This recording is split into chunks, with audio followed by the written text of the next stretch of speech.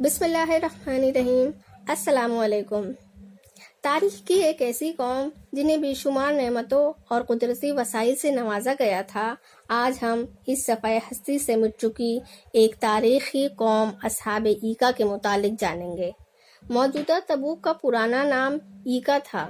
مدین شہر کے دیہی علاقہ میں ایک گھنا پیڑ تھا جس کی لوگ پوجا کرتے تھے۔ جنگل جھاڑ کو ایکا کہتے ہیں، اس لیے یہاں بسنے والوں کو اصحاب ایکا کا نام دیا گیا۔ علاقے کے اعتبار سے تو ان کو اہل مدین کہا جاتا، لیکن مذہبی طور پر انہیں اہل ایکا یا اصحاب ایکا کہتے تھے۔ اہل مدین کا زمانہ حضرت موسیٰ علیہ السلام سے پہلے کا زمانہ ہے۔ مدین ایک ترقی یافتہ اور شہری علاقہ تھا،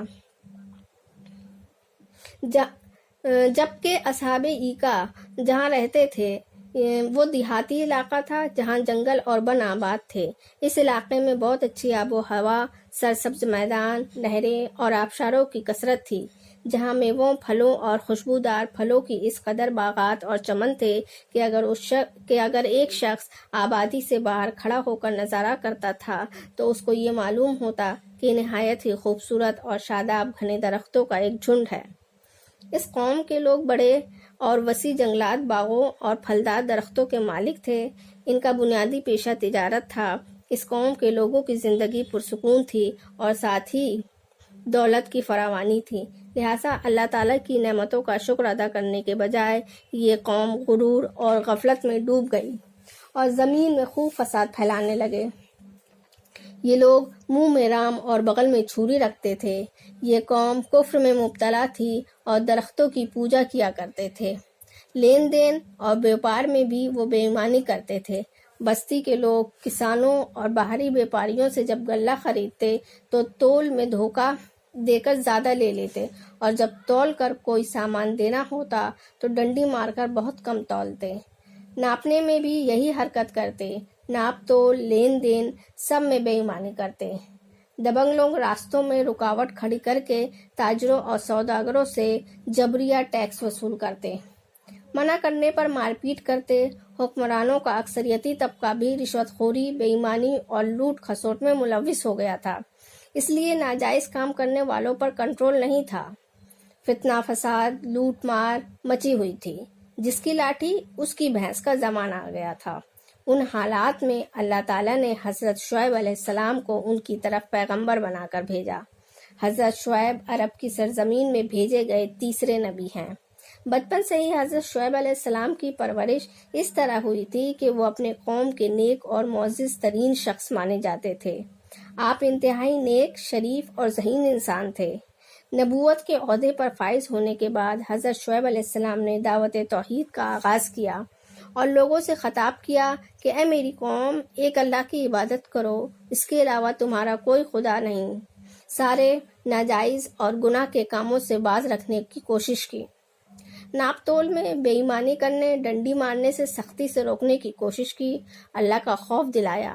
یہ بھی یاد دلایا کہ تم سے پہلے بڑی بڑی طاقتور قومیں عاد، سمود وغیرہ اپنی حرکتوں کی وجہ سے ہلاک کیے جا چکے ہیں۔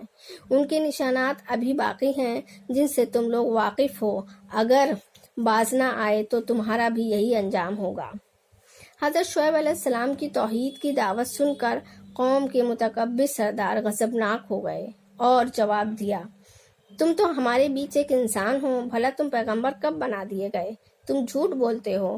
اگر تم ہمارے خاندان کے بھائی برادر نہ ہوتے تو ہم تمہیں سخت مارتے۔ ایسا لگتا ہے تم پر جادو کا اثر ہو گیا ہے۔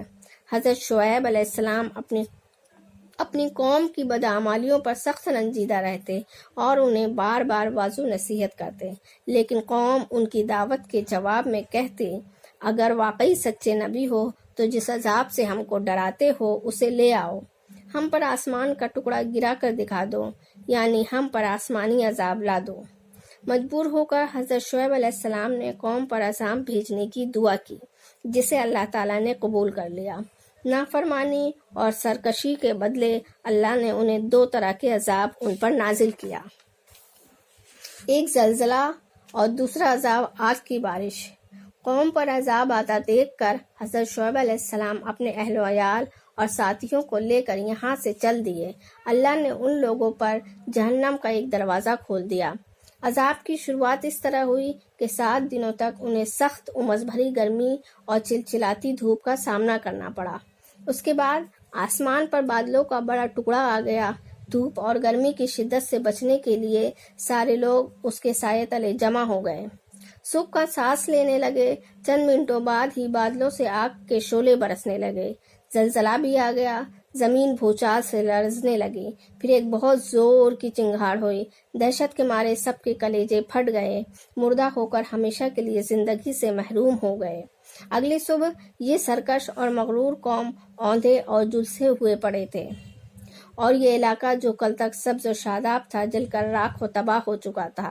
مفسرین نے لکھا ہے کہ حضرت شعیب علیہ السلام مدین سے ہجرت کر کے مکہ آ گئے اور آخر دم تک یہیں قیام رہا۔ حضرت شعیب علیہ السلام 400 سال کی طویل عمر پائی۔ آج مدین شہر کے ویران نخلستان، وادیاں اور بوسیدہ کھنڈرات چیخ چیخ کر یہ گواہی دے رہے ہیں کہ حقوق العباد کی پامالی کرنے والے ظالم قوم پر جب اللہ کا عذاب، اللہ کا قہر نازل ہوتا ہے تو صفحہ ہستی سے ہی مٹ جاتے ہیں۔